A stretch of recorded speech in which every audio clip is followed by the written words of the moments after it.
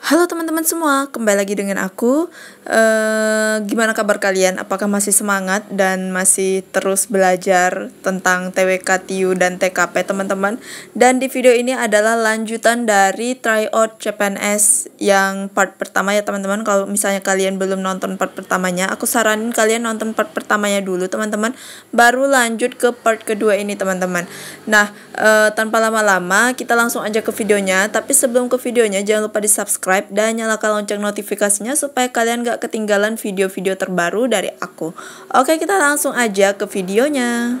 Oke teman-teman, sebelum ke tryoutnya itu kemarin banyak banget yang nanyain sama aku, kira-kira soal-soal yang aku dapetin itu tuh dari mana sih? Nah, ini aku dapetin biasanya selalu ngambil di sini teman-teman, di websitenya Sobat CPNS teman-teman. Dan itu website yang recommended dan bagus banget, dan ini adalah website yang paling termurah menurut aku ya teman-teman. Karena apa? Karena hanya dengan 65.000 kalian udah bisa dapetin segalanya teman-teman. Dan ini juga ada tryout nasional. Ini 1 kali gratis tryout ya teman-teman. Kalau misalnya kalian mau sebelum mau belinya, kalian bisa juga cek di sini. Kemudian nanti kalau kalian tertarik, kalian bisa gabung menjadi member premiumnya teman-teman. Nah, di sini aku coba buka tryout nasionalnya ya seperti apa. Nah, di sini ke soal-soalnya itu juga udah upgrade ya teman-teman, yaitu waktunya 100 menit dan juga terdiri dari 110 soal nih teman-teman. Kemudian passing grade dan jumlah soalnya juga udah disesuaikan dengan kisi-kisi Permenpan RB ya teman-teman. Dan soal-soalnya itu juga sesuai banget nih dan super hot, apalagi TWK-nya itu full penalaran banget teman-teman.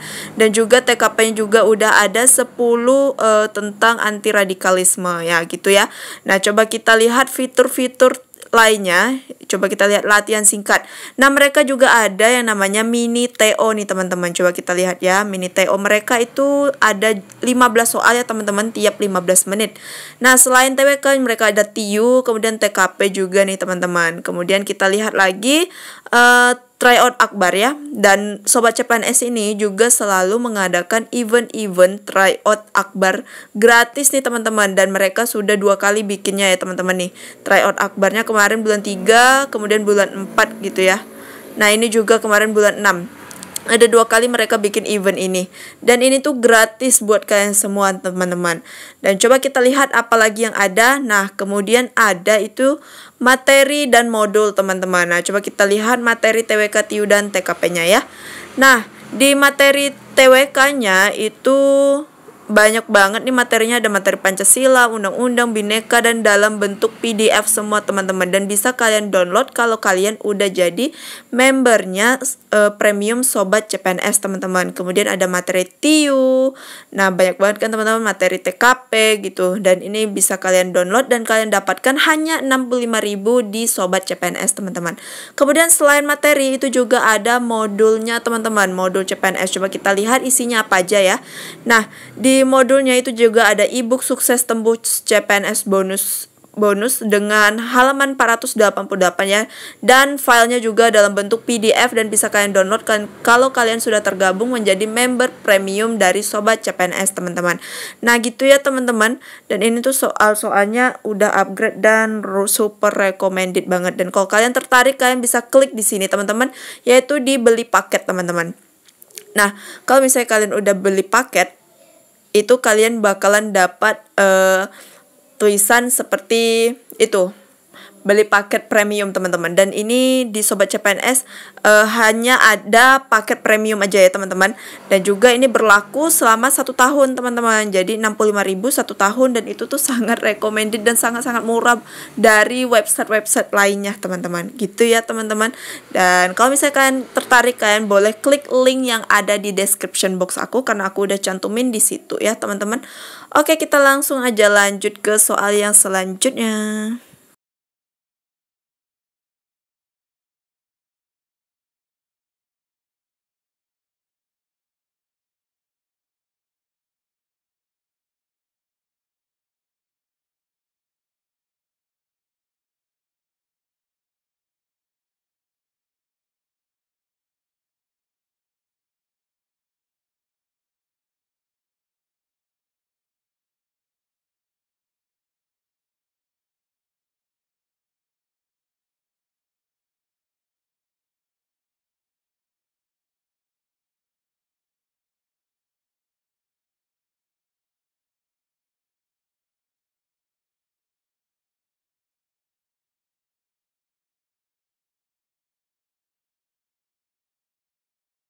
Oke teman-teman, ini dia kita bahas soal nomor 1 di TWK tadi ya. Nah, kita baca bareng-bareng pertanyaannya. Kesadaran akan nasionalisme terkadang membelenggu dan menghambat rakyat dan pemerintahan sendiri. Hal ini bisa terjadi ketika, oke coba kita baca satu persatu ya optionnya. A. Kedudukan nasionalisme semata-mata tidak hanya ideologi. Kemudian yang B. Nasionalisme dijadikan sebagai semangat dan semboyan bangsa. Yang C. Nasionalisme dipahami secara mendalam sebagai sebuah ideologi. D. Jiwa nasionalisme didasarkan pada ideologi bangsa. Dan E. Sifat universalitas tetap dipegang teguh. Oke, berarti yang maksud pertanyaannya ini adalah gini teman-teman. Kesadaran nasionalisme itu kadang bisa menghambat rakyat atau pemerintahnya sendiri teman-teman. Jadi ada negatifnya gitu. Itu bisa terjadi kalau apa gitu maksud dari pertanyaan soal ini teman-teman. Nah, kalau yang A itu kedudukan nasionalisme semata-mata tidak hanya ideologi. Ini benar ya teman-teman yang A, jadi ini aku eliminasi. Kemudian yang B, nasionalisme dijadikan sebagai semangat dan semboyan bangsa. Oke, nasionalisme itu merupakan semangat persatuan dan kesatuan ya teman-teman. Jadi yang B ini aku eliminasi ya, bukan jawabannya. Kemudian yang C, nasionalisme dipahami secara mendalam sebagai sebuah ideologi. Oke, aku simpan dulu ya teman-teman. Coba kita lihat yang D, jiwa nasionalisme didasarkan pada ideologi bangsa. Kemudian yang E, sifat universalitas tetap dipegang teguh. Oke teman-teman, berdasarkan soal ini, itu menurut aku jawaban yang paling tepat itu adalah C teman-teman, yaitu nasionalisme dipahami secara mendalam sebagai sebuah ideologi. Kenapa aku jawab C? Karena di sini, kalau misalnya kita menganggap nasionalisme itu secara mendalam itu sebagai ideologi teman-teman, itu dapat memicu yang namanya sikap kapitalis atau individualis teman-teman. Kapitalis maupun individualis gitu ya. Jadi itu ini sedangkan nasionalisme itu hanya dalam bentuk nasionalisme itu bentuknya itu semangat persatuan dan kesatuan teman-teman gitu, bukan ideologi teman-teman ya kan. Nah, kalau misalnya memahami nasionalisme itu lebih dari ideologi, itu takutnya dikhawatirkan dapat itu bersikap kapitalis ataupun individualis teman-teman. Jadi jawabannya itu adalah C ya teman-teman. Kalau misalnya kalian kurang setuju, kalian boleh komen di kolom komentar, terus nanti cocokin jawabannya sama aku. Dan jangan lupa disertain alasannya ya. Oke, kita lanjut langsung ke soal nomor 2. Oke teman-teman, kita lanjut ke soal nomor 2 ya. Ini soal TWK, masih TWK ya teman-teman, TWK rasa TKP. Oke, langsung aja kita baca pertanyaannya. Pengakuan terhadap keberagaman agama dan keyakinan di negara Indonesia merupakan perwujudan dari semangat nasionalisme dalam mempersatukan keberagaman nasional. Semangat ini dilandasi bahwa, kita baca bareng-bareng optionnya. A. Agama dan kepercayaan adalah sama. Oke, menurut kalian gimana nih teman-teman? Menurut aku agama dan kepercayaan itu beda ya teman-teman. Dimana agama itu merupakan sistem yang mengatur tata cara ibadah kita, kemudian itu pola perilaku kita gitu kan. Sedangkan kepercayaan itu sikap yang ada sama diri kita sendiri. Misalnya kita, aliran kepercayaan kita tuh kayak gini loh, kayak gini gitu kan teman-teman. Jadi itu menurut aku agama sama kepercayaan itu beda teman-teman. Atau menurut kalian agama dan kepercayaan itu sama? Coba komen di kolom komentar dan sertain alasannya ya. Dan kemudian yang B, agama merupakan identitas terhadap Tuhan yang perlu dijamin. Menurut aku agama gimana ya teman-teman di sini? Di sini kayak kesannya kayak kurang gitu teman-teman. Agama merupakan identitas terhadap Tuhan. Seperti yang aku bilang tadi teman-teman, agama itu adalah sistemnya yang mengatur tata ibadah kita, kemudian pola perilaku kita kayak gitu kan teman-teman. Dan itu agama seperti itu gitu teman-teman. Dan menurut aku tuh bukan identitas terhadap Tuhan gitu teman-teman. Coba kita lihat yang C ya.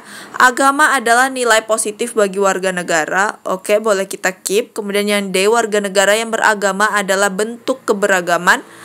Menurut aku yang namanya warga negara yang beragama ya emang keragaman kan. Di Indonesia juga banyak agama yang beragam di Indonesia itu seperti Islam, terus Buddha, Hindu, Protestan, dan Katolik dan Konghucu kan gitu teman-teman.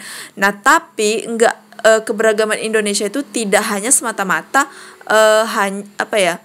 keberagaman agama saja teman-teman, kan bisa suku, kemudian etnis, ras gitu kan, golongan dan sebagainya gitu. Dan jadi yang D ini menurut aku kurang tepat. Coba kita lihat yang E.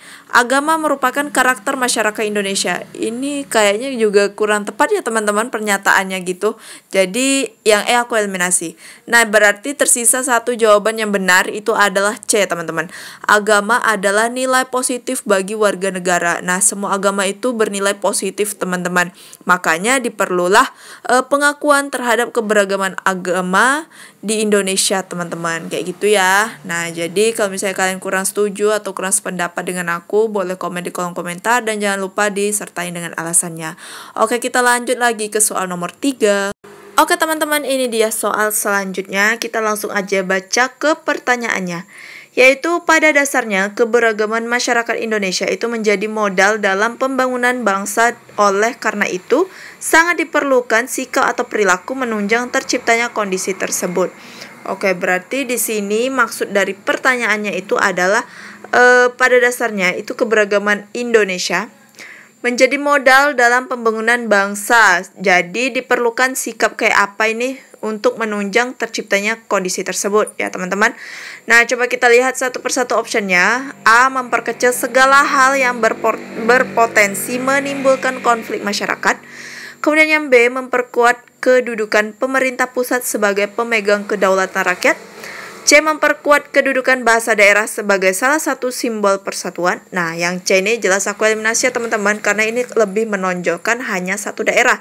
Sedangkan daerah di Indonesia itu sangat beragam, dan ini bakalan menimbulkan yang namanya kecemburuan sosial. Ini malah nanti malah berpecah dia teman-teman. Jadi yang C itu aku eliminasi ya. Kemudian yang D. Menghilangkan perbedaan antar suku bangsa dalam berbangsa dan bernegara. E. Memperkuat posisi kebudayaan daerah di atas kebudayaan nasional. Nah, yang E ini juga aku eliminasi, ini juga nggak tepat, ini bakalan memicu yang namanya disintegrasi bangsa. Jadi yang E ini E sama C aku eliminasi ya teman-teman. Jadi tersisa 3 option, yaitu A, B, dan D. Nah, menurut aku yang paling tepat itu adalah yang A teman-teman. Memperkecil segala hal yang berpotensi menimbulkan konflik masyarakat. Nah, jadi kita sebagai warga Indonesia yang hidup dipenuh dengan keberagaman seperti ini, kita harus memperkecil apapun kemungkinan yang bisa menimbulkan konflik nih.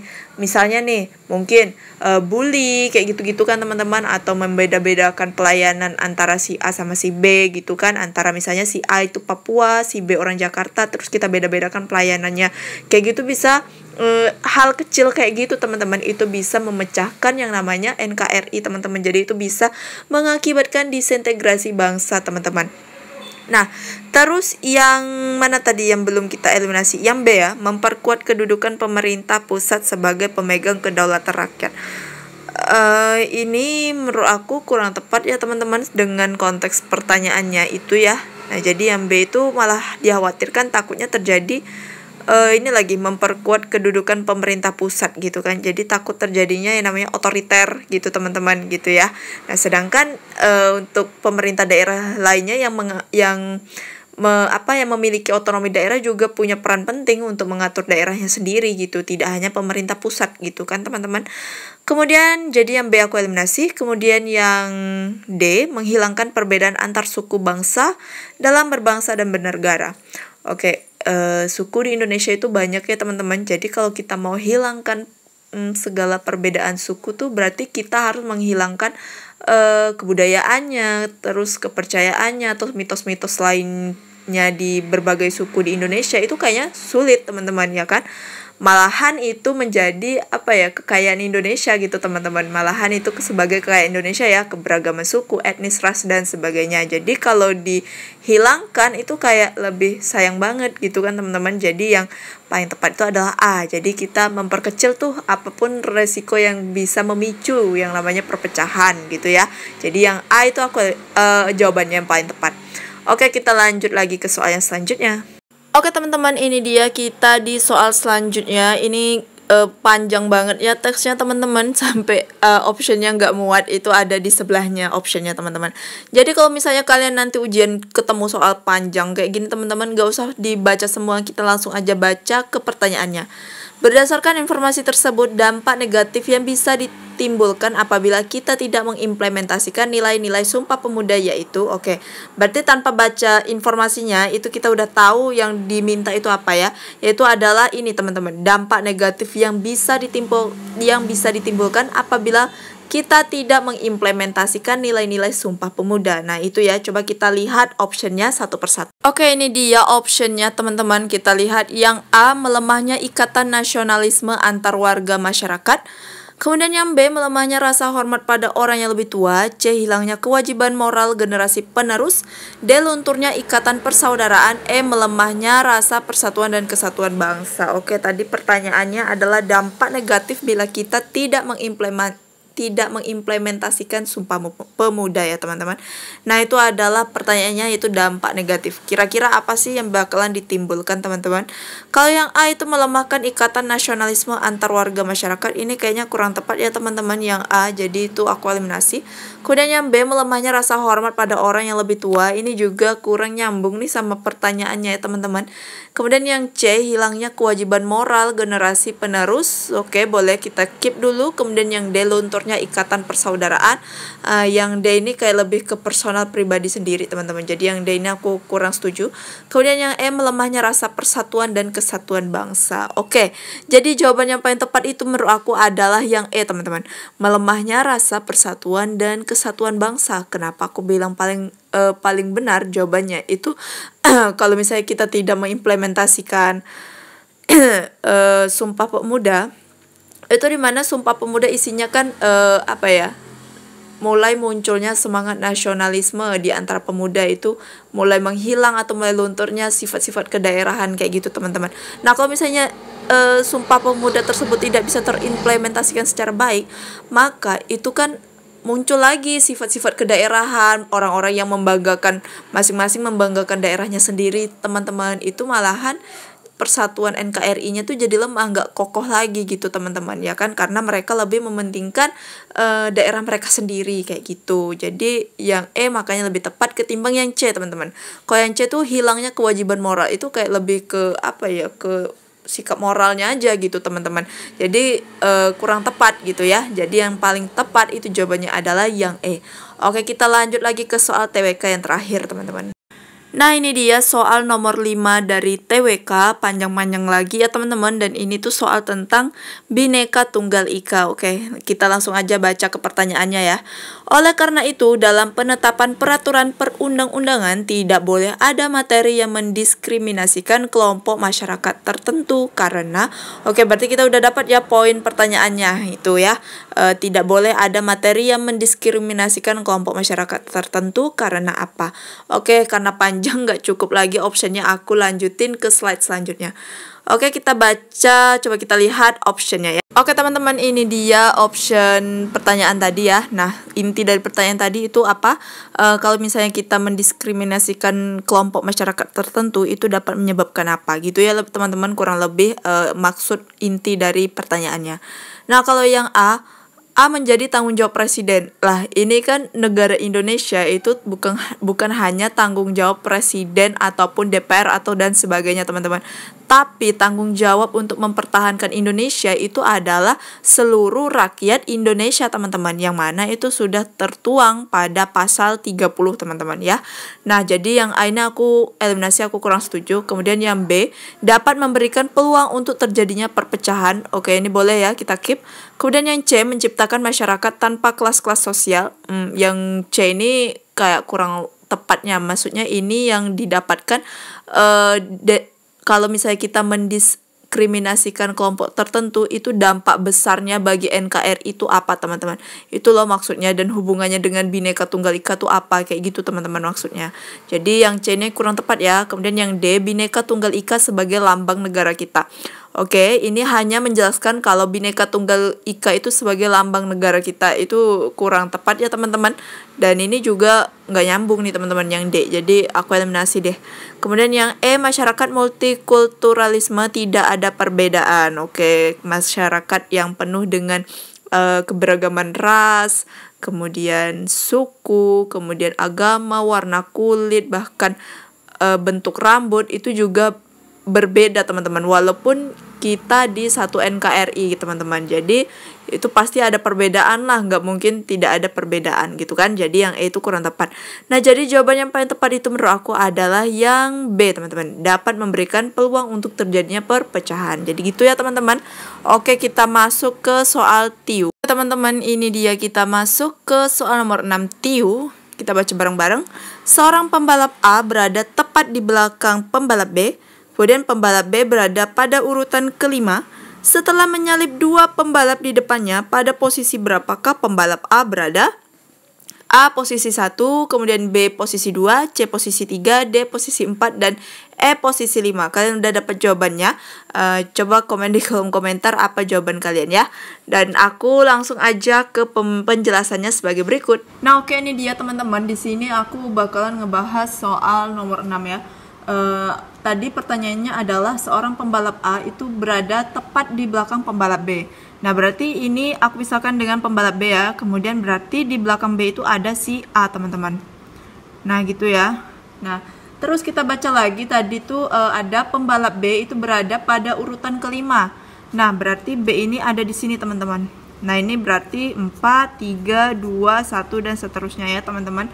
Nah, kemudian itu setelah menyalip dua pembalap di depannya, pada posisi berapakah pembalap A berada? Oke, berarti si A ini menyalip dua pembalap yang ada di depannya, teman-teman. Nah, berarti posisi A itu ada di nomor 6 ya, teman-teman.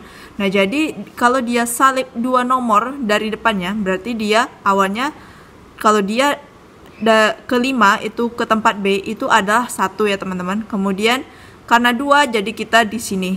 Nah, berarti dia posisi sekarang itu ada di nomor 4 ya, teman-teman. Nah, jadi jawaban yang paling tepat itu adalah D, teman-teman. Gitu ya. Paham ya kalian? Kalau misalnya kurang paham, boleh komen di kolom komentar, nanti aku bantu jelasin lagi. Oke, kita lanjut ke pembahasan nomor 7. Oke, teman-teman, ini dia soal nomor 11 ya. Di sini kita baca bareng-bareng pertanyaannya. Keluarga Pak Ardi berlibur ke pantai dengan mengendarai mobil. Mereka berangkat dari rumah pukul 7:35 menit. Kecepatan mobil Pak Maman 50 km per jam. Mereka sampai di pantai pukul 9:20 menit. Jarak yang ditempuh keluarga Pak Maman untuk sampai di pantai adalah, oke teman-teman, siapkan jawaban kalian. Nanti cocokin jawabannya bareng aku. Apakah jawaban kita berdua sama? Oke, aku langsung aja ya ke pembahasannya. Oke teman-teman, ini dia tadi soal nomor 7. Itu tadi keluarga Pak Ardi itu berlibur ke pantai dengan mengendarai mobil dan mereka berangkat dari rumah pukul 7:35 ya. Nah, berarti waktu pertamanya itu waktu berangkat aku singkat dengan TB ya.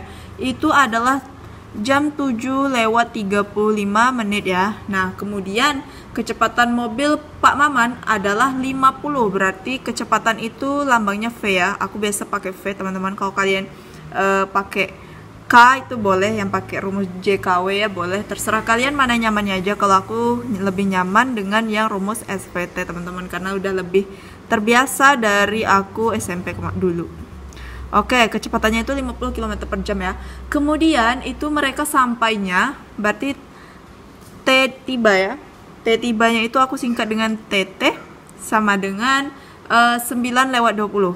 Nah, ini jam 9:20 menit. Nah, tapi yang ditanyakan adalah jarak, teman-teman, S ya, S-nya.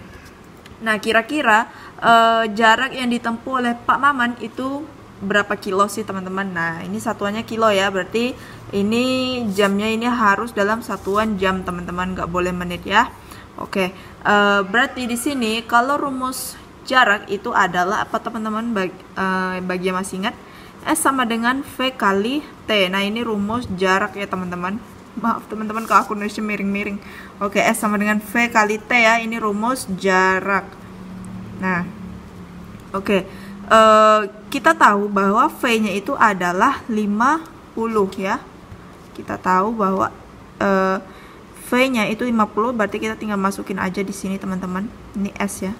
50 dikalikan waktu.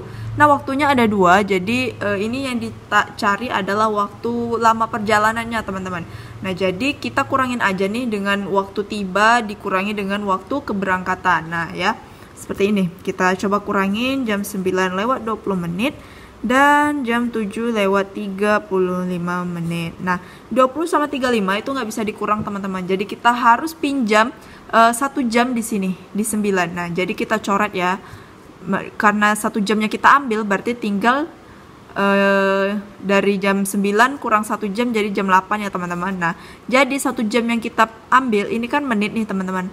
1 jam itu kan 60 menit ya kan. Berarti 20 itu kita tambahkan dengan 60 menit teman-teman. Paham ya teman-teman? Kalau misalnya kalian masih kurang paham dengan yang khusus yang bagian ini, kalian boleh komen di kolom komentar, nanti aku bakalan bantu jelasin.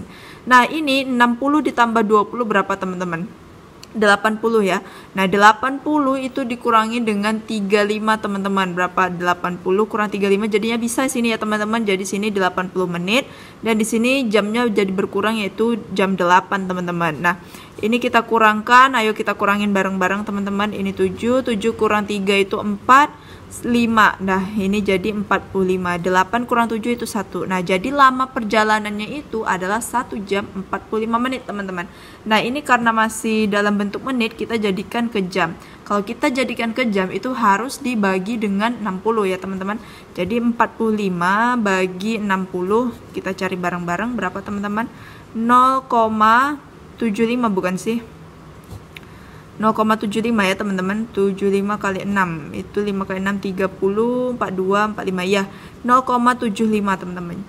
Jadi 45 menit itu adalah 0,75 jam teman-teman ya. Jadi ini total perjalanannya adalah 1,75 jam gitu ya. Jadi kita kalikan sini 1,75 jam. Nah, ini kita tinggal kalikan aja nih, 50 kali 1,75 berapa teman-teman? 1,75 kita kalikan dengan 5. 5 kali 5 25, 7 kali 5 itu 35. 35 tambah 2 itu 37 ya teman-teman. 5 tambah 3 8. Tambah 0, kemudian 0-nya kurangin jadi 87,5. Nah, jadi jawabannya adalah B. Kalian benar nggak teman-teman? Coba komen di kolom komentar. Oke, kita lanjut lagi ke soal selanjutnya. Oke teman-teman, kita masuk lagi ke soal deret angka teman-teman. Nah, coba kita baca ya, 75, 97, 60, 92, 45 dan seterusnya. Nah, kira-kira deret angka yang benar nih untuk melengkapi dari soal ini itu yang mana teman-teman? Oke, langsung aja kita ke pembahasannya ya. Oke teman-teman, ini dia kita masuk ke soal nomor 9, itu tentang deret yang sering banget keluar di soal-soal CPNS ya teman-teman. Nah, di sini deretnya itu ada 79, kemudian 97, 60, 92, 45. Oke, ini tuh kayaknya selang-seling gitu ya teman-teman, model deretnya ya kan. Nah, kenapa aku bahas selang-seling? Ini 79, kemudian dia lebih dekat dengan 60 ya ketimbang 97 ya teman-teman. Kemudian 45 juga. Nah, kalau kita lihat yang 97 itu juga lebih dekat sama 92. Coba kita hubungkan dari 97 ke 92. Nah, 97 jadi 92 itu berkurang 5 ya teman-teman. Berkurang 5. Nah, coba kita hubungkan ke sini. Nah, ini yang ditanyakan ya teman-teman. Coba kita kurangkan dengan 5. Itu berapa? 92 kurang 5 adalah 80. Berapa teman-teman? 87 ya. Nah, jadi jawabannya itu adalah yang E teman-teman. Gampang kan teman-teman? Nah, jadi kalau soal deret kayak gini, ini kalau trik aku sih teman-teman, nggak tahu kalau ini bisa bekerja buat kalian juga atau nggak tahu sih aku. Tapi kalau aku itu biasanya aku lihat yang kayak gini. Nah, 79, 97, 60, 92, 45 itu kan kalau nggak mungkin 79 jadikan 97 itu kayak jauh banget teman-teman. Jadi pastinya ini 79 pasangannya itu dengan 60. Kayak gini teman-teman. Nah, kemudian 60 ini pasti pasangannya dengan 45. Nah, terus ini pasti pasangannya juga selang-seling nih sama 92 teman-teman. Dan langsung nih ke yang ditanyakan. Kayak gitu sih teman-teman kalau aku ya. Kalau misalnya ini bisa juga berguna buat kalian, silahkan dipakai trik dari aku, trik konyol dari aku sih sebenarnya teman-teman. Tapi kalau misalnya kalian kurang paham juga sama caraku, nggak apa-apa kalau nggak diikutin. Yang penting kalian tahu cara nyelesain soal ini dan ya bisa benar teman-teman. Oke, kita lanjut lagi ya ke soal yang senomor 10. Oke teman-teman, ini dia kita masuk ke soal figural ya teman-teman. Kalau nggak salah aku tryout yang pertama itu nggak ada soal itu ya, soal figural ya teman-teman. Jadi di sini aku masukin 2 soal figural. Coba kita baca bareng-bareng. Tentukan satu gambar yang berbeda dari gambar-gambar lainnya. Oke teman-teman, di sini gambar yang disuruh cari adalah gambar yang berbeda ya. Kira-kira jawaban kalian apa teman-teman? Nah, menurut aku ini adalah jawaban yang paling tepat. Itu aku langsung yang benarnya ya teman-teman, adalah yang D ya teman-teman. Kenapa D? Mungkin ada dari kalian yang jawabnya 5 ya teman-teman. Yaitu kenapa? Karena dia hanya bilangan ganjil sendiri. Nah, tapi ini gambar teman-teman yang diminta itu berbeda ya teman-teman. Ini kita analogikan seperti gambar ya teman-teman, bukan angka atau bilangan atau apapun itu ya. Ini hanya kita analogikan seperti gambar, oke? Nah, jadi coba kita lihat A. Kenapa aku bilang yang paling beda sendiri adalah 4? Nah, kita lihat yang A, B, C, dan E ya. A itu adalah 5 ya teman-teman. Nah, 5 itu memiliki lengkungan di perutnya teman-teman. Ya, bisa lihat ya lengkungan di perutnya ya teman-teman. Nah, kemudian yang B juga punya lengkungan teman-teman, yaitu di kepalanya dan di bawahnya teman-teman, di atas sama di bawah ya kan. Kemudian yang C juga punya lengkungan tuh di perutnya teman-teman, 6 ya kan. Nah, 2 punya lengkungan di kepalanya. Tapi sayangnya di option D itu 4 gak ada lengkungannya sama sekali teman-teman. Dia seperti apa ya, garis lurus gitu teman-teman, gak ada bentuk bukan lingkaran, lengkungan teman-teman. Ngerti ya maksud aku bentuk lengkungan tuh kayak apa? Nah, jadi makanya aku bilang yang paling berbeda sendiri gambar ini adalah yang D teman-teman. 4 ini ya teman-teman, karena 4 itu emang gak ada sisi lengkungnya, sedangkan 5, 8, 6, 2 itu masing-masing punya sisi lengkungnya gitu teman-teman. Nah, jadi jawaban yang paling tepat itu adalah D ya teman-teman. Oke, kita lanjut lagi ke soal nomor 9. Oke teman-teman, ini dia soal TIU yang terakhir ya teman-teman. Nah, ini soal figural lagi nih. Nah, kira-kira gambar atau pola yang bisa diletakkan di sebelah pola selanjutnya itu gambar yang mana teman-teman? Oke, di sini aku bakalan ngelihat dulu ya. Nah, yang seri pertama, seri keduanya. Nah, seri pertama itu adalah ada 4 garis ya teman-teman. Nah, 4 garis. Kemudian yang keduanya itu kayak ada dikasih silangnya gitu teman-teman. Terus yang ke pola ketiganya itu ada titik 4 di dalam ya teman-teman. Gitu ya, titik 4. Oke. Nah, kemudian yang kedua itu ada kayak bangunan belah ketupat ya teman-teman. Kemudian yang sebelahnya itu belah ketupat terus dikasih kayak silang gitu, oke. Kemudian yang ketiganya itu belah ketupat dan ada titik 4 bulat berwarna hitam di luar belah ketupat ya teman-teman. Oke. Terus ketiga itu seri ketiganya kita lihat itu gambar apa ya teman-teman? Gambar kayak gitu deh, kayak hand saplas ya teman-teman, gitulah pokoknya teman-teman ya. Terus itu yang keduanya itu kayak dikasih tanda silang gitu ya kan. Nah, berarti otomatis gambar yang cocok untuk ke pola ketiganya itu adalah pilihan yang B teman-teman, yang B ya. Nah, kenapa aku bilang yang B? Karena itu juga dia memiliki 4 bulatan di luar teman-teman. Kalau yang A itu jelas salah ya, karena cuma 1. Kemudian yang D itu 5 teman-teman kebanyakan. Dan juga E juga 5 nih teman-teman. Nah, jadi bedanya B sama C itu apa? Nah, kalau menurut aku B itu yang paling tepat itu adalah yang B teman-teman. Kenapa? Karena titik bulatnya itu di luar teman-teman. Sedangkan yang C-nya itu adalah titik luarnya di dalam bangun tersebut teman-teman. Gitu ya. Nah, jadi itu sesuai dengan pola selanjutnya adalah B. Gitu ya. Oke, kita lanjut langsung ke soal TKP. Oke teman-teman, di sini kita bakalan ngebahas soal TKP lagi nih. Nah, kita coba baca bareng-bareng. Separatisme adalah sebuah kasus organisasi yang ingin memisahkan diri dari Indonesia. Biasanya hal tersebut diawali karena mereka tidak bisa menerima Pancasila sebagai ideologi. Langkah yang tepat untuk menangkal gerakan-gerakan separatisme adalah, kita baca dulu optionnya. A. Membangun dan membina masyarakat supaya cinta terhadap tanah air. B. Membiarkannya saja karena itu bukan urusan saya. Kemudian yang C. Membiarkannya saja karena itu tidak mengganggu kehidupan saya. D. Meningkatkan prinsip bela negara pada setiap masyarakat. E. Membuat organisasi yang cinta damai. Oke, di sini separatisme itu adalah orang atau organisasi yang mau memisahkan diri dari NKRI ya teman-teman. Dan biasanya itu muncul tindakan separatisme itu karena ya tidak bisa menerima Pancasila sebagai ideologi teman-teman. Berarti dia nggak ada rasa cinta tanah air juga. Terus itu sikap nasionalismenya itu juga nggak ada gitu kan. Nah jadi langkah yang tepat ini untuk menangkal gerakan-gerakan separatisme. Maksudnya menangkal gerakan separatisme di sini itu bukan apa ya teman-teman, lebih ke gimana supaya kita tidak tergabung atau ikut-ikutan ke gerakan separatisme ini teman-teman. Gitu ya maksud dari menangkalnya ini teman-teman. Nah coba kita lihat satu persatu tadi optionnya. Yang A itu hampir lupa. Biasanya kalau soal TKP itu aku bakalan ngerucutin dulu jawaban-jawaban yang menurut aku poinnya rendah ya. Nah, yang bisa kita eliminasi itu adalah B dan C, teman-teman. Karena di sini mereka membiarkannya, itu kalimatnya udah sangat negatif ya, teman-teman. Jadi separatisme ini nggak boleh dibiarin, teman-teman. Karena kalau dibiarin itu bakalan merusak persatuan NKRI teman-teman. Jadi yang B dan C ini jelas aku eliminasi tanpa aku harus jelasin, pasti kalian udah tahu juga apa alasannya.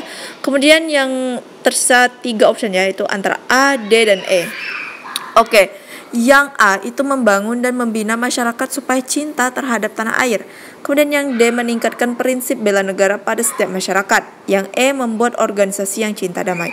Oke, menurut aku ini bisa lagi aku eliminasi, yaitu adalah yang E ya teman-teman. Kemungkinan E itu poinnya 3 ya teman-teman, yaitu membuat organisasi yang cinta damai. Nah yang E ini aku eliminasi karena kurang tepat dan kurang kurang solutif deh menurut aku.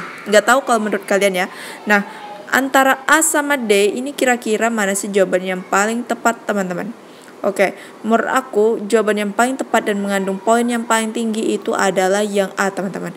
Membangun dan membina masyarakat supaya cinta terhadap tanah air. Nah jadi untuk menangkal gerakan-gerakan separatisme atau apapun itu yang bertujuan untuk memisahkan diri dari NKRI, itu kita harus membangun dan mengayomi masyarakat supaya cinta terhadap Indonesia atau tanah air teman-teman ya kan. Kalau mereka aja udah cinta sama tanah airnya, mereka pasti bakalan ngelakuin bela negara apapun untuk mempertahankan kemerdekaan negaranya teman-teman ya kan. Nah jadi yang A ini sebenarnya udah mencakupi poin yang option D teman-teman. Nah jadi poin D itu maksud aku yang option D itu poinnya 4, kemudian yang A itu 5 ya teman-teman.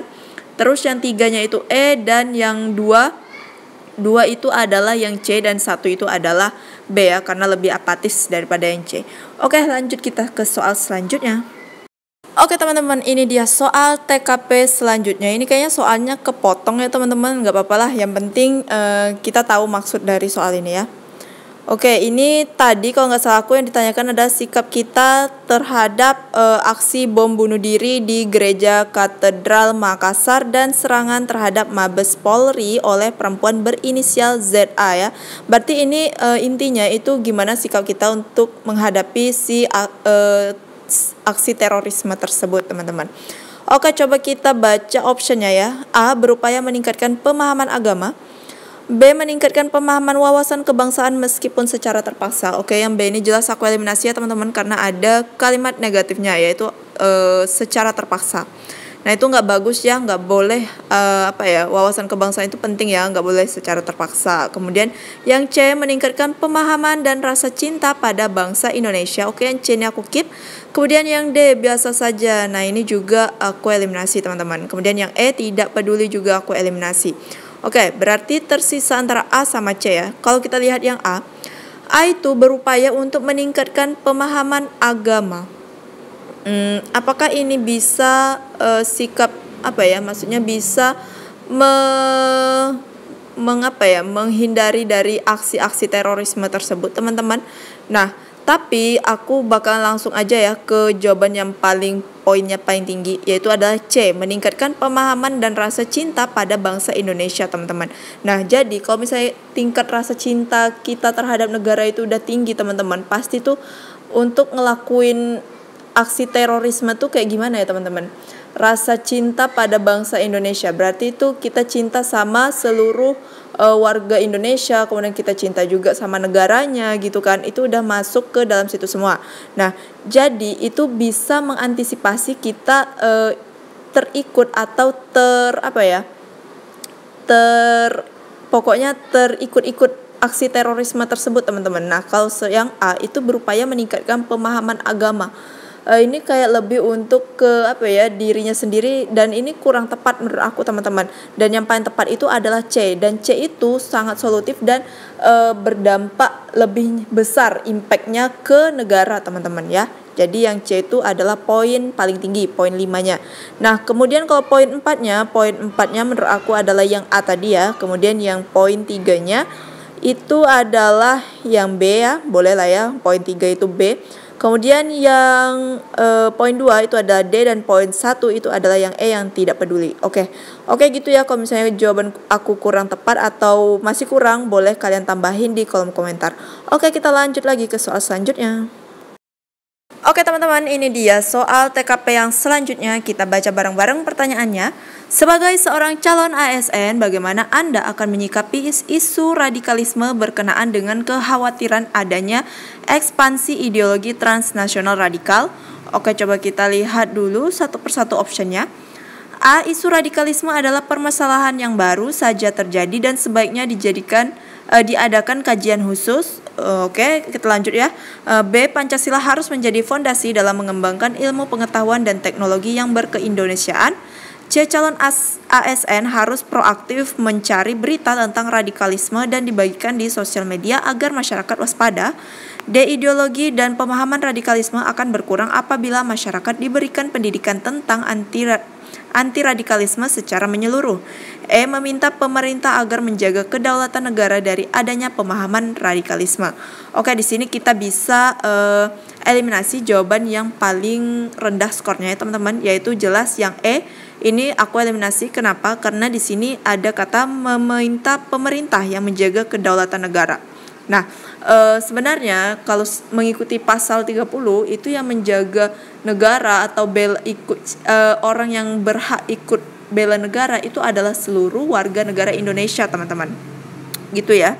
Nah, jadi bukan hanya pemerintah saja yang harus menjaga NKRI. Jadi yang E jelas aku eliminasi, dan ini poinnya 1 ya. Kemudian yang D itu ideologi dan pemahaman radikalisme. Ini boleh kita keep. Kemudian yang mana lagi yang bisa kita eliminasi? Yang C kayaknya kita bisa eliminasi ya teman-teman, yaitu calon ASN harus proaktif mencari berita tentang radikalisme dan dibagikan di sosial media agar masyarakat waspada. Ini dia proaktif nih mencari berita tentang radikalisme. Tapi takutnya nih kalau kita nggak punya ilmunya itu bahkan dengan hoax tentang radikalisme pun kita termakan, teman-teman. Nah, hoax itu juga bisa memecahkan persatuan dan kesatuan bangsa loh, teman-teman. Jadi makanya kalau yang C ini menurut aku kurang tepat ya, karena dia proaktif mencari berita. Takutnya ini bukan masyarakat, maksudnya berita hoax juga di postingnya hoax tentang radikalisme kayak gitu, teman-teman. Jadi yang C itu kurang tepat, dan ini kemungkinan poinnya 2. Kemudian yang apakah ada lagi yang bisa kita eliminasi, teman-teman? Udah ya, cukup ya. Berarti tinggal 3 option, yaitu A, B, dan D. Nah, kalau yang A itu isu radikalisme adalah permasalahan yang baru saja terjadi dan sebaiknya diadakan kajian khusus. Sebenarnya radikalisme itu udah lama banget ya teman-teman. Sebenarnya udah lama juga sih, dari tahun berapa tuh, yang 2000 berapa ya, aku juga lupa sih. Sebenarnya nggak masalah baru sih ini, teman-teman. Nah, jadi coba kita lihat yang B dulu. Pancasila harus menjadi fondasi dalam mengembangkan ilmu pengetahuan dan teknologi yang berkeindonesiaan. Lalu yang D, ideologi dan pemahaman radikalisme akan berkurang apabila masyarakat diberikan pendidikan tentang anti-radikalisme secara menyeluruh. Oke, ini aku akan eliminasi yang A, teman-teman. Kenapa yang A? Karena jawaban D itu lebih baik daripada yang A ya. Kalau A itu kurang tepat menurut aku. Dan iya sebenarnya bagus juga sih diadakan kajian khusus teman-teman, cuman lebih baik yang D itu juga udah mencangkup isian dari option A teman-teman, ya kan. Yang D itu ideologi dan pemahaman radikalisme akan berkurang apabila masyarakat diberikan pendidikan tentang anti radikalisme secara menyeluruh, ya kan. Nah, kemudian yang B, coba kita bandingkan nih. Pancasila harus menjadi fondasi dalam mengembangkan ilmu, pengetahuan, dan teknologi yang berkeindonesiaan. Oke. Pancasila itu adalah dasar negara teman-teman, di mana itu semua hukum di Indonesia itu tidak boleh bertentangan dan harus selaras dengan Pancasila kan teman-teman. Nah jadi menurut aku poin 5-nya itu ada di B teman-teman ya. Kenapa? Karena kalau kita lihat di susunan ketatanegaraan itu Pancasila yang paling tinggi kan kedudukannya teman-teman. Nah makanya Pancasila itu harus ada di dalam diri kita dulu, harus mengakar di dalam diri kita. Baik dalam hal apapun itu supaya kita bisa menyikapi isu-isu radikalisme tersebut teman-teman, dan kita tidak termakan hoax radikalisme, kita tidak tergabung ke dalam gerakan atau organisasi radikalisme kayak gitu ya kan. Nah kalau yang D itu sebenarnya baik juga, cuman yang lebih tepat itu adalah yang B teman-teman, dan poin 4-nya itu ada di D gitu ya. Oke, kita next ke soal yang selanjutnya. Oke teman-teman, ini dia kita masuk ke TKP selanjutnya. Anda adalah seorang leader di sebuah perusahaan swasta. Saat ini di bidang yang Anda pimpin ada staf yang Anda curigai sudah terpapar pemahaman radikalisme. Bagaimana sikap yang sebaiknya Anda ambil? Oke, coba kita lihat optionnya ya. A. Mengusulkan kepada bagian kepegawaian agar memberhentikan saja staf tersebut. B. Mengajak staf tersebut untuk berbicara secara personal dan menanyakan mengenai kecurigaan Anda agar mendapatkan klarifikasi. Kemudian yang C. Menjadikan bahan obrolan di kantor agar staf tersebut meninggalkan pemahaman radikalisme. D. Merapatkan dengan bidang yang lain mengenai tindakan yang sebaiknya diambil. E. Melaporkan kepada bagian kepegawaian agar kecurigaan Anda dapat ditelusuri dan ditindaklanjuti. Oke teman-teman, di sini kita bakalan eliminasi lagi jawaban yang poinnya rendah ya. Nah jelas-jelas bakalan aku eliminasi yang A ya, itu mengusulkan kepada bagian kepegawaian agar memberhentikan saja staf tersebut. Ini juga nggak baik ya teman-teman. Kemudian yang mana lagi? Yang C itu juga aku eliminasi, menjadikan bahan obrolan. Ini jadi gibah nih teman-teman yang C, dan itu nggak bagus nih buat seorang atasan. Sikap gibah itu nggak bagus ya, jadi yang C itu aku eliminasi. Kemudian yang D, merapatkan dengan bidang yang lain mengenai tindakan yang sebaiknya diambil. Oke, ini menurut aku kurang tepat ya teman-teman, karena dia belum tahu nih sebenarnya dia itu emang benar-benar terpapar radikalisme atau hanya sebagai hanya kecurigaan si atasannya aja nih teman-teman. Jadi menurut aku yang D itu kurang tepat ya teman-teman, karena belum pasti gitu ya kan. Jadi yang D itu aku eliminasi. Nah berarti tersisa 2 option nih, yaitu mana tadi yang belum kita eliminasi, itu adalah yang B ya, yang B dan E. Kalau yang B itu mengajak staf tersebut untuk berbicara secara personal dan menanyakan mengenai kecurigaan Anda agar mendapatkan klarifikasi.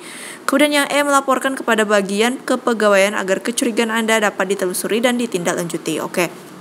Nah antara B sama E itu sebenarnya bagus ya teman-teman jawabannya, tapi soal TKP itu kita cari jawaban yang paling tepat ya di antara yang tepat. Nah yang B itu kita lebih kayak cari tahu dulu nih sebelum ngelaporkan ke pihak yang berwenang gitu kan. Nah jadi kalau yang E itu lapor aja gitu kan, tanpa mencari tahu bukti dulu nih kira-kira dia benar atau enggak sih terpapar radikalisme gitu kan. Nah makanya jadi jawaban yang poin 5 itu ada di B teman-teman, dan poin 4-nya itu adalah di E, dan poin 3-nya adalah di mana nih teman-teman, di D ya. Boleh lah ya poin 3-nya itu di D. Kemudian poin 2-nya itu adalah C, dan poin 1-nya itu ada di A. Oke gitu ya teman-teman. Oke kita lanjut lagi ke soal yang terakhir. Oke teman-teman, ini dia soal yang terakhir dari TKP. Nah coba kita baca bareng-bareng. Anda dimintai oleh atasan untuk membuat sebuah laporan pelaksanaan tugas. Namun ketika Anda hendak mencetak laporan dimaksud, file laporan yang Anda buat tiba-tiba korup karena terkena virus. Sedangkan atasan Anda meminta laporan tersebut segera. Apa yang akan Anda lakukan? Oke, di sini ada tentang IT ya teman-teman, teknologi. Kalau yang tadi kan tentang radikalisme. Nah, sekarang kita ganti suasana ke soal-soal IT ya. Nah, coba kita lihat yang A. Segera mencari solusi dari permasalahan tersebut melalui Google. Yang B. Segera memanggil tim IT untuk menangani permasalahan tersebut. C. Segera memindahkan file ke dalam flash disk. D. Segera melapor kepada atasan bahwa file terkena virus. E. Segera meminta teman untuk membantu menangani permasalahan tersebut. Oke, di sini yang bisa aku eliminasi itu adalah D teman-teman ya. D itu menurut aku poinnya 1 ya, segera melapor kepada atasan. Nah di sini berarti kalian tidak bisa memecahkan suatu masalah teman-teman, ya kan? Jadi yang D itu jawaban yang poinnya rendah. Jadi aku eliminasi. Terus apakah ada lagi yang bisa kita eliminasi nih teman-teman? Apakah yang E ini bisa kita eliminasi? Segera meminta teman untuk membantu menangani permasalahan tersebut. Oke, yang E ini bisa kita eliminasi ya teman-teman. Kenapa? Karena belum tentu juga teman yang kita minta bantuin itu juga ngerti tentang yang kayak gini teman-teman. Jadi yang E itu aku eliminasi. Kemudian yang harus kita eliminasi apakah ada lagi teman-teman? Kayaknya yang C ya teman-teman kita eliminasi, yaitu segera memindahkan file ke dalam flash disk. Oke, di sini filenya itu sudah dalam keadaan korup ya teman-teman, alias sudah rusak itu ya kan, karena terkena virus. Nah, kalau kita pindahkan file ke dalam flash disk, harusnya ini dilakukan sebelum filenya tersebut korup teman-teman, ya kan? Nah, jadi ini telat gitu teman-teman. Telat ya dia, yang C ini, jadi aku eliminasi. Nah, jadi kira-kira antara A sama B ini jawaban yang poinnya 5 itu yang mana teman-teman? Oke, pastinya poin 5-nya itu ada di B ya teman-teman. Segera memanggil tim IT untuk menangani permasalahan tersebut. Nah, karena ini adalah tugasnya tukang IT teman-teman, atau tim IT ya kan. Nah, kita panggil aja tim IT dari kantor untuk memperbaiki atau merepair file tersebut supaya bisa segera di print ya kan. Nah, kalau yang A itu segera mencari solusi dari permasalahan tersebut melalui Google. Nah, yang A ini juga makan waktu yang lama ya teman-teman. Tambah lagi bukan di luar kemampuan kita yang A ini ya kan. Nah, jadi lebih baik kita jawab yang B itu teman-teman. Jadi poin 5-nya itu adalah B, kemudian poin 4-nya adalah A, poin 3-nya C, dan poin 2-nya E, dan poin 1-nya adalah D teman-teman. Gitu ya. Oke teman-teman, segitu dulu tryout kita dan bakalan aku lanjutin di part ketiganya. Jadi pokoknya kalian stay tune terus supaya nggak ketinggalan video terbaru dari aku. Dan juga aku mohon maaf banget kalau misalnya penyampaian aku terlalu cepat ataupun ada yang berlibet atau ada yang kurang, aku mohon maaf. Dan semoga kalian yang selalu setia belajar di channel aku dipermudahkan segala urusannya sampai kalian dapat NIP di tahun 2021. Oke, buat kalian yang mau request video-video lainnya dan video yang menarik, kalian bisa DM di Instagram aku atau komen di kolom komentar ini. Oke, see you next video. Bye bye.